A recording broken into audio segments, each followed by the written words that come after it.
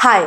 आज की वीडियो में मैं आपको ऐसी 6 गलतियां बताने जा रही हूं जो हम जाने अनजाने में गार्डनिंग में करते हैं लेकिन हमें नहीं करनी चाहिए। इसमें से जो 5th वाली है वो सबसे इंपॉर्टेंट है। So let's start.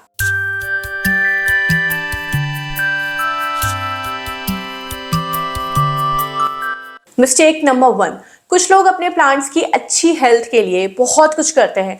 फर्टिलाइजर्स देते हैं, ह्यूमिक एसिड देते हैं, बायो एंजाइम्स देते हैं, प्रूनिंग करते हैं, बहुत कुछ करते हैं, लेकिन जो बेसिक है गार्डनिंग का, गुड़ाई करना, उसको उतना महत्व नहीं देते हैं, जो कि बहुत बड़ी गलती है।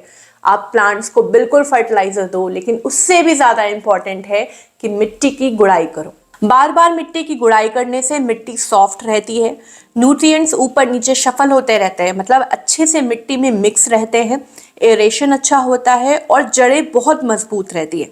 और जितने भी हमारे बुजुर्ग हैं ना, अगर आप उनसे पूछो कि आप हमें गार्डनिंग की टिप्स दो, तो वो सबसे पहले कहेंगे कि गुड़ाई करो। तो अगर आप टिलिंग यानी कि गुड़ाई नहीं कर रहे हो तो आप बहुत बड़ी गलती कर रहे हो। हफ्ते में एक दिन आपके पास 2 प्लांट्स हो या 100 प्लांट्स हो, आपको मिट्टी की गुड़ाई करनी है प्लांट्स की बहुत अच्छी हेल्थ के लिए।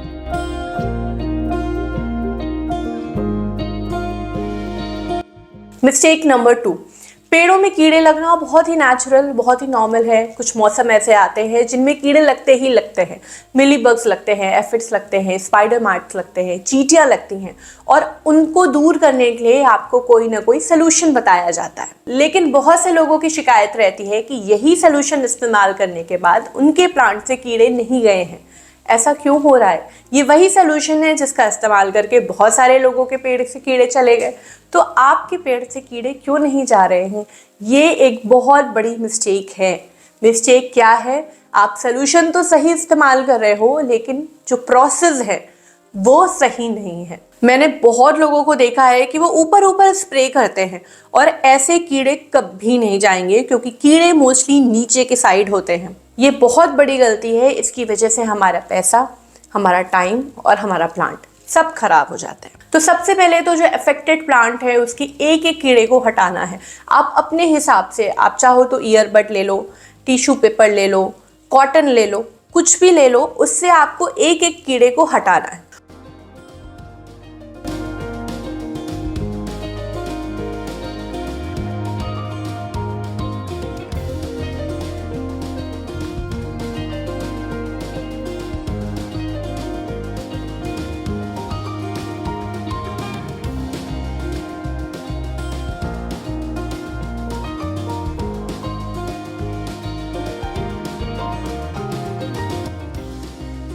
और जब ये हट जाए तो उसके बाद सलूशन का स्प्रे पूरे प्लांट में अच्छे से करना है। एक एक पत्ती के नीचे करना है, कली पे करना है, फूलों पे करना है, टहनियों में करना है, हर जगह करना है, जिससे कहीं भी कोई भी जगह बच ना जाए। क्योंकि अगर एक भी कीड़ा रह गया तो फिर से कीड़ों का अटैक हो जाता है और हमें लगता है कि ये स्प्रे काम नहीं कर रहा है। और ये ट्रीटमेंट आपको हर ऑल्टरनेट डे, मतलब हर एक एक दिन छोड़ के करना है, और तब तक करना है जब तक आपको संतुष्टि ना हो जाए कि मेरा पेड़ अब सेफ है। मिस्टेक नंबर 3, जब हम गार्डनिंग की शुरुआत करते हैं तो हमारे माइंड में क्या होता है कि हम खूब सुंदर सुंदर पौधे लाएंगे, खूब सुंदर सुंदर पॉट्स लाएंगे और उससे अपना घर सजाएंगे। उस समय हमको ये नॉलेज नहीं होती है कि हमें किस तरीके के पॉट रखने चाहिए। पॉट चाहे कैसा भी हो, सेरामिक हो, मिट्टी हो, प्लास्टिक हो, कैसा भी हो, लेकिन उसका स्ट्रक्चर बहुत मैटर करता है। आपको ऐसे पॉट बिल्कुल भी नहीं लेने हैं जो ऊपर से संकरे हों। इस तरीके के पॉट, ये गलती मैंने भी की है। इस तरीके के पॉट में पौधा लगने के बाद हाथ डालने की भी जगह नहीं होती है। ना तो आप गुड़ाई कर पाओगे, ना आप कंपोस्ट डाल पाओगे, ना आप वीड्स को हटा पाओगे। और जब आपको रीपॉटिंग करनी है ना, इसमें लगे हुए पौधे को जब निकालना है ना, तो या तो ये गमला टूटेगा और या तो आपका पेड़ टूटेगा। तो इस तरीके के पॉट्स को अवॉइड करें। चाहे कोई भी पॉट ले, लेकिन वो ऐसा होना चाहिए जिसमें मिट्टी में हवा लगे, धूप लगे और आप गुड़ाई कर सकें। और इन पॉट्स को लाने के बाद हमें पता चलता है कि हमने बहुत बड़ी गलती की है। फिर ये पॉट्स हमारे घर में कहीं कॉर्नर में पड़े रहते हैं। तो ये एक बहुत बड़ी गलती है। पॉट हमेशा चौड़ा होना चाहिए ऊपर से।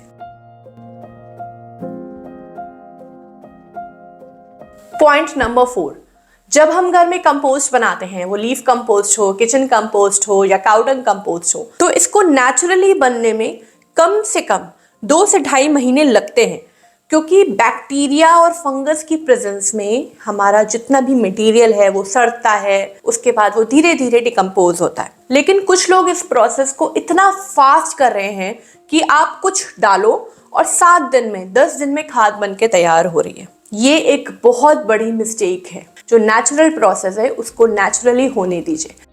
आप ऑर्गेनिकली खाद बना रहे हो तो जो खाद बन के आती है वो बहुत अच्छी होती है, उसकी बहुत वैल्यू होती है और वो पूरी तरीके से ऑर्गेनिक होती है। लेकिन अगर कोई ऐसी चीज़ डाली जा रही हो जो इंस्टेंट चीज़ को झुलसा रही है और तुरंत झुलस के वो खाद बन रही है, तो ये पहली चीज़ की पूरी तरीके से तो ऑर्गेनिक नहीं है, कहीं ना कहीं केमिकल यूज़ हो रहा है। और दूसरी चीज़ जो खाद निकल के आ रही है उसकी वो वैल्यू नहीं है। आपको अगर इस प्रोसेस को थोड़ा सा फास्ट करना है तो आप ऑर्गेनिक चीज़ें डालिए। आप छाछ डालो, खट्टा दही डाल दो, आप वर्मी कंपोस्ट डाल दो, वर्म्स डाल दो, थोड़ा इससे ना प्रोसेस फास्ट हो जाता है। ऑर्गेनिक चीज़ें डालो, ऐसी कोई भी चीज़ मत डालो जिससे 3-4 महीने का प्रोसेस 10 दिन में हो जाए।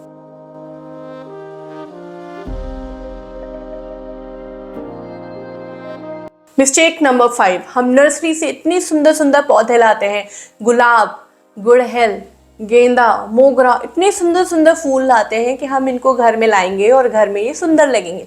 लेकिन होता क्या है कि अच्छे खासे फूल खिल रहे थे और घर में लाने के बाद इनमें ना तो फ्लावरिंग होती है, महीनों हो जाते हैं, ना ये ग्रोथ करते हैं, कुछ नहीं होता है। तो हमें क्या लगता है कि नर्सरी वाले ने हमें खराब प्लांट्स दिए हैं, जबकि गलती उसकी नहीं है, गलती हमारी है। ये जो प्लांट्स होते हैं ना, ये काफ़ी हैवी फीडर होते हैं। इनमें फूल तभी आएगा जब इनको प्रॉपर न्यूट्रिएंट मिलेगा। आपने पौधे को लाके मिट्टी में लगा दिया और काम खत्म, ऐसा नहीं है। हर 20 से 25 दिन में आपको इसमें कोई ना कोई खाद देनी पड़ेगी। कभी हाई NPK दे दीजिए, कभी माइक्रो न्यूट्रिएंट दे दीजिए, ऑर्गेनिक दीजिए, लेकिन दीजिए ज़रूर।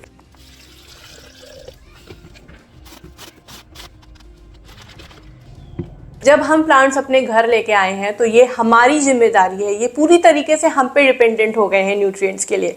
तो आपको हर 20 से 25 दिन में खाद देनी है। कुछ लोग मुझे बोलते हैं कि ऐसा नहीं है, हमारे घर पे हमारी मम्मी या दादी ये तो कोई भी खाद नहीं देती हैं, वो प्लांट्स कैसे ग्रो कर रहे हैं। वो एक डिफरेंट चीज़ है। बहुत सारी चीज़ें हैं, बहुत सारे फैक्टर्स हैं जिन पे डिपेंड करता है।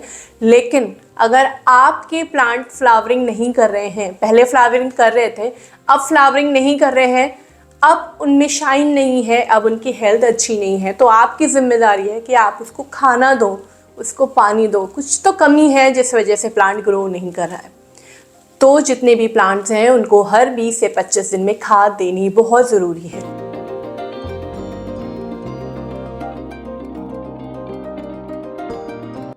मिस्टेक नंबर 6, कुछ लोग बताते हैं कि नीम ऑयल का इस्तेमाल करने के बाद उनके प्लांट झुलस गए, खराब हो गए, जबकि नीम ऑयल तो पूरी तरीके से ऑर्गेनिक है और नीम ऑयल से अच्छा पेस्टिसाइड कोई है ही नहीं। तो ऐसा क्यों हुआ? एक्चुअली गलती हमारी है। नीम ऑयल मतलब नीम का तेल। जब तेल पत्तियों पे लगता है तो जो पत्तियों के पोर्स हैं वो बंद हो जाते हैं, ये फोटोसिंथेसिस नहीं कर पाते। और ये नीम ऑयल थोड़ा सा स्ट्रॉन्ग भी होता है। तो आपको क्या करना है, नीम ऑयल का इस्तेमाल पौधों में सिर्फ और सिर्फ तब करना है जब सूरज ढल जाए, और पूरी रात प्लांट को ऐसे ही छोड़ दो। अगले दिन सुबह धूप लगने के पहले आपने जितने अच्छे से नीम ऑयल लगाया था उतने ही अच्छे से नीम ऑयल को साफ कर दो। अगर नीम ऑयल मिट्टी में गिर रहा है तो कोई प्रॉब्लम नहीं है, लेकिन पत्तियों से हट जाना चाहिए, इस पे धूप नहीं लगनी चाहिए। और जो नीम ऑयल लगाया है रात भर में 10-12 घंटे में ये अपना काम कर लेता है। तो ये 6 मिस्टेक्स हैं जो मैंने आपको बताई है। अगर आप इन चीज़ों को फॉलो करेंगे तो आपके प्लांट खराब नहीं होंगे। जब हम रास्ते में चलते हैं तो स्पेशली 2 व्हीलर्स वालों को बोला जाता है कि हेलमेट लगाओ। इसका मतलब ये है कि आप प्रिकॉशन रखो। इसका मतलब ये नहीं है कि आप जब भी बाहर जाओगे आप गिर जाओगे। इसका मतलब ये है कि कभी एक्सीडेंट हुआ तो आप बच जाओगे। तो सेम ऐसे ही है, आप प्रिकॉशन के साथ ये मिस्टेक्स ना करो, आपके प्लांट सही रहेंगे। तो आज की वीडियो में इतना ही। ये वीडियो बहुत प्यार से बनाया है और आई होप कि आपको इससे काफ़ी मदद मिलेगी। और आपसे रिक्वेस्ट है कि ये वीडियो आप इतना शेयर करो कि हर एक प्लांट लवर के पास होना चाहिए। So make your own garden, be safe and stay connected. Bye bye.